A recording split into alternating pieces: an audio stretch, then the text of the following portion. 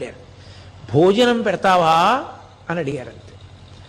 ఆయన అన్నాడు, ఇప్పుడు పెట్టరు, మధ్యాహ్నం పెడతారు అన్నాడు. చూశారు, ఉదయం అయింది. అంత డస్సిపోయిన పిల్లాడు.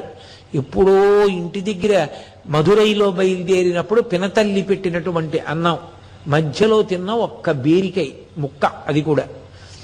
సరే మధ్యాహ్నం కదా భోజనం పెడతారు అన్నారు. మళ్ళీ పద్మాసనం వేసుకుని సమాధిలోకి వెళ్ళిపోయారు. పొద్దున్న 6 గంటల సమయంలో సమాధిలోకి వెళ్ళిపోయిన వ్యక్తిని ఆ పూటకోళ్ళవాడు అలా చూస్తూనే ఉన్నాడు. పూటకోళ్ళవాడంటే ఒక హోటల్ అనుకోండి. చూస్తూనే ఉన్నాడు, ఏంటి ఈ పిల్లవాడని. ఏమి కదలిక లేదు, నిశ్చలంగా ఉన్నారు. నల్లటి జుత్తు, తెల్లటి కాంతి, మెరిసిపోతున్నాడు పిల్లాడు. తనలో తాని రమిస్తూ అలాగే ఉన్నాడు. ఏమి అంగుళం కదలిక కూడా లేదు. మధ్యాహ్నం అందరూ వచ్చి